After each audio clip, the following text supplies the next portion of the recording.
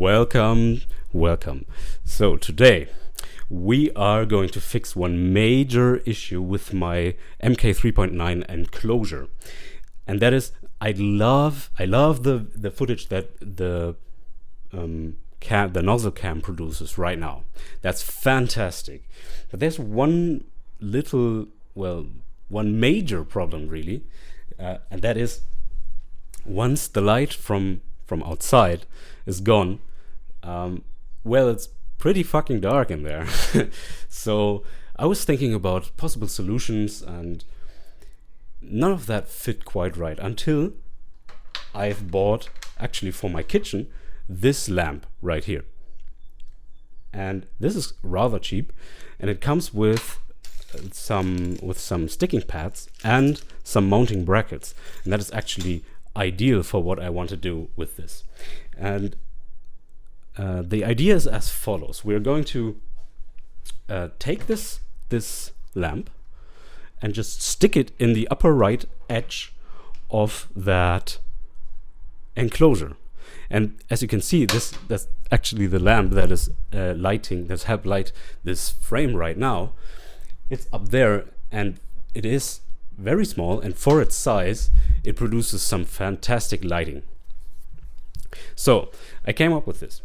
We are going to take this bracket. I actually had a spare one of these. This is the back right bracket of the enclosure, and it has this channel for the power cord of the printer to pass through. And the printer actually comes with an adapter that closes this gigantic rectangular hole and just leaves enough space for the power cord. Now here I have actually the finished product already. As you can see here, this has two channels, one for the power cord and one for the power cord of the lamp, this one. And I don't want to foreshadow whether this worked or not, but this is we actually have two modeling processes. So we're going to modify the existing model that is available on printables to be this one, and we're also going to model this up from scratch. This actually this is the actual thing that will have the light not only be in the top right corner of the enclosure, but will actually hold this at this angle. It's going to be this way, at a 25 degrees angle.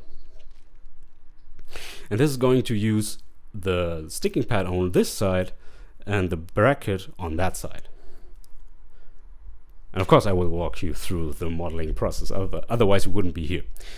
So that's the plan for today, and that's actually also already all that we need. We don't need anything else. We just need the lamp, the bracket. Of course, if I were to reprint this bracket, I would definitely do this entirely differently. But for now, this is what I have. And in 3D printing, this 3D printing to me is about just using stuff you already have lying around and designing stuff that is appropriate for creating something new out of old unused parts. So that's what we're going to try and do today. Let's jump into it, shall we? Alright, let's finally get to modeling the cable bushing. For that we obviously need Blender. We'll also need prusaslicer or any other slicer that can export STLs. Also we are going to need the page for the printable page for the plastic parts that we printed for the enclosure. Scroll down to enclosure parts here, and the one that we are going to modify is this one. I've already downloaded this. You can download this for free. Open up prusaslicer and import whatever I believe it's number 4. Yes, import this into prusaslicer. We only need this one, so we can safely delete everything else. And then not center this, but just set its coordinates to 0. That's going to streamline our process later down the line. Export this as STL. For now, I export this to desktop. You can of course export it wherever you will find it again. Hop back into Blender, hit import, STL. Mine's on the desktop. And here we go. So now we have this in Blender. First things first, we need to shade this flat so we don't have to look at this horrible shading anymore. Also, we only want to edit one side of this. So we're going to enter edit mode, turn on X-ray, delete half of this model. As we can see, this creates a tiny little error right here. We can fix that by patching up this hole. Just merge these two vertices into each other. That is good to go. We actually leave the positioning as is. That's going to come in useful later down the line. Okay, we don't need to see the face orientation anymore. I like to turn on wireframe. One last destructive step here. Select, hit enter edit mode, select the entire mesh, and hit clean up, limited dissolve. Set this to something low, like 1 degree. That's going to get rid of the triangulation without leaving too many, without taking too much detail away. Okay, now everything else will be non-destructive. We are going to add another object. It doesn't matter what kind of object this is. I like to hit edit mode, select all of the vertices and merge at center. So I'm left with just one vertex. Alternatively, you could have just added a single vertex if you have the extra mesh primitives add-on enabled. Okay, let's give this a name. It's going to be a power chord, and now we can hop over into geometry nodes tab and just have this power chord object selected. Hit new. We don't need the import geometry, so we can delete that socket. We only need a quadrilateral. Hide this for now. We need a quadrilateral. I've measured this out to be 4 by 6. Expose both of these so we can have access to it later. And we want this to be a pill shape because it's a cable and not a perfect rectangle. So what we need to do is fillet this curve. It's currently not a Bezier curve, but a poly curve. So we need to change that real quick because the Bezier fillet is just that much nicer. Like this. The radius is going to be half of the distance between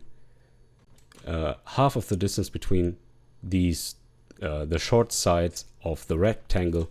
So we first need to work out how long the short side is by using the minimum operation. Then Shift D to duplicate this math node, multiply this by half. Default value is actually already pretty good. That's going to leave us with this pill shape. Almost done. All we need to do is fillet curve to make this a mesh. Fill curve. Set this to n-gon. We don't need to worry about topology that much. And now that is actually already everything we need. Just a little cleanup. Control H to hide the unused sockets. We purposefully leave this one so we can see what's going on here. And that is already it. Give this child a name. I am going to name this pill profile. Now all we need to do is hop back over into layout, give this pill some thickness. So for that we have the solidified, check even thickness and high quality normals just in case. Give this a large thickness, like about 60. And center this by using an offset of 0. Turn the other model back on, and now we can see we still need to do some positioning. So select this one, hop into edit mode, turn on X-ray, and this one needs to make some room. For that we need the snapping feature. Turn on vertex snapping with the closest is fine, and finally turn that on.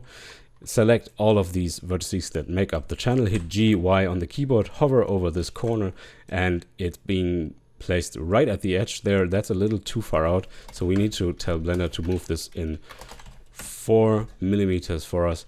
Perfect. This is placed correctly. Now select the power chord, rotate on the Y-axis by 90 degrees, rotate on the X-axis by another 90 degrees. That looks pretty good already. Hit G and Shift X to constrain the movement to the YZ plane. Actually, these are going to be two separate movements. Hit GY to place this on the farthest vertex of this bevel, and then hit GZ to place this on the uppermost vertex of this bevel. And now we can finally move this in another 4 millimeters, and because it's centered, we still need to give it half its width, so 2 millimeters. Now it's placed perfectly. We can parent this to each other, turn off X-ray so it gets a little less confusing, and now if you have the Bool tool add-on enabled, just select this, hit Control minus on the numpad, and that is going to make the cutout for us. This is perfect. One last step needed. We need to mirror this, and this is why we left the origin here. Now all we need to do is mirror this on the y-axis, and we're done. Now let's save this file so we don't lose it. And now we can select this finished model, hit export as STL. I've already done this, so give it a name. Make sure selection only is checked. Make sure apply modifiers is checked. Export this, and now we're done in Blender. Actually, we can close Blender, open up prusaslicer, get rid of the old model, import the model we just made, and there you have it. Now you just need to slice it with your favorite settings and let it print.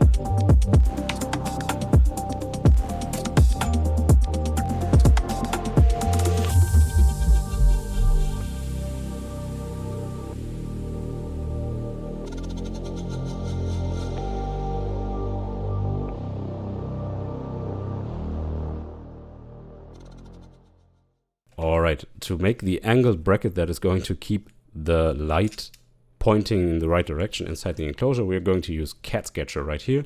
Let's go ahead and add a sketch right here.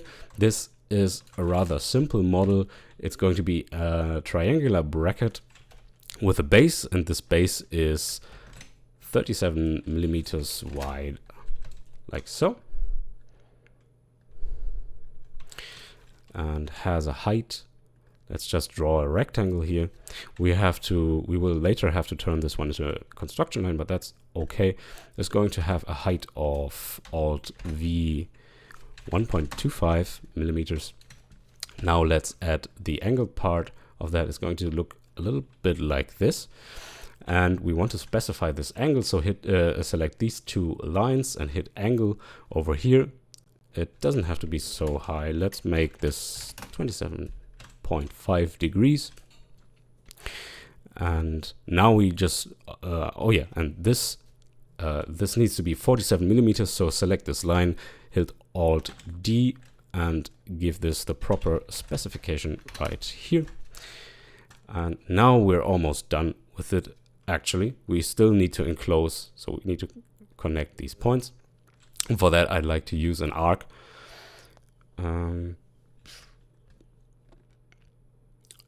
For that, I'd like to use an arc, like so.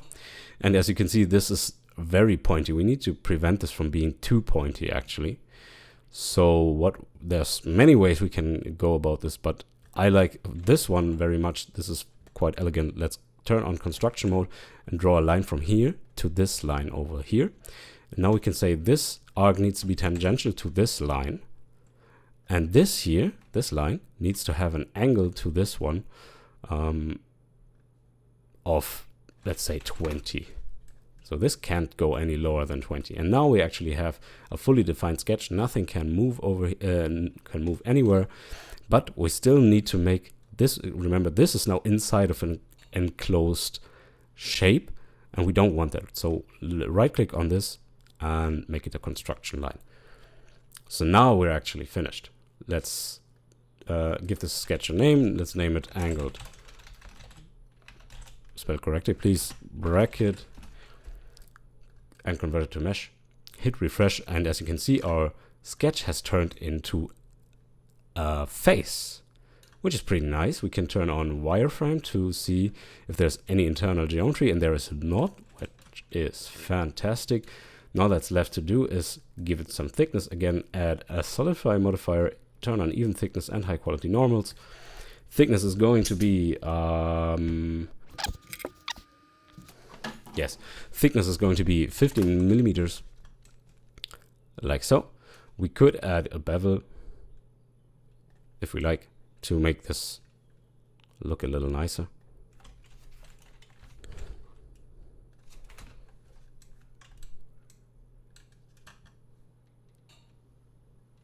Like so, just to round off the corners a little. And now we actually only need to add the hole for the screw in the center. For that we will also use CAD Sketcher. So let's actually only turn off bevel, because it's adding a lot of confusing geometry. Let us look from the top here and add another sketch, this time on the YX plane. And we want to add, first of all, a point, so hit P on the keyboard and place it roughly in the middle. Now we have this origin point which we can reference. So let's select the origin point and the point we just placed, hit Alt H. And this needs to be half of the base size we picked in the other sketch. So make this 37 half. That's pretty good. Let's do this another time. This time Alt V, and this needs to be 15 halves, so half of what we set over here. Perfect. This is the center for our screw hole. Now all we need to do is add a circle, hit C on the keyboard, select the point we just made. You might not be able to see it that well at first. That is because I forgot to turn off construction mode again. There it is. And now all this needs is a radius, so select the circle, hit Alt R. And I actually like using diameters more, so, and this needs to have a diameter of 3, I believe. 2. All right. And now the same procedure, we need to name this. Let's name it screw. It's also going to be a mesh, a filled shape. Hit refresh and you see this turned into a face. Same procedure, give it a solidify modifier, even thickness, high quality normals, something large so that it can span the entire, it just penetrates through on top of here. We could measure this out, but it's really not that big of a deal right now. Let's move this down 1 millimeter so it sticks out both of these faces, and that's perfect. All we need to do is again parent this to here and then hit Control minus to make a hole, and now we've made the finishing touch. This is actually it. We don't need to do anything else except for turn the bevel back on. Yeah. And that's it. We can now export this. Again, put it next to the other one and import it into prusaslicer or any other slicer of your choosing. Now, as you can see, we have this, but we need 2 of this. So prusaslicer has this neat new thing that just lets us add more of the same, and it calls it instance. And here we see, well, we have to choose a printing orientation right now, and your first impulse might be to print it on its side. That's a weird bug. Okay, your first input might be to print it on its side, and that'll probably work. But you have to think about the layer lines. And more specifically, you have to think about the screw and what the screw will do. So in order to not have the screw delaminate its own hole, we should probably print it standing, like so. All right, now let's arrange this, and now let's add the other instance, rearrange this, and there you go. There's your angled bracket.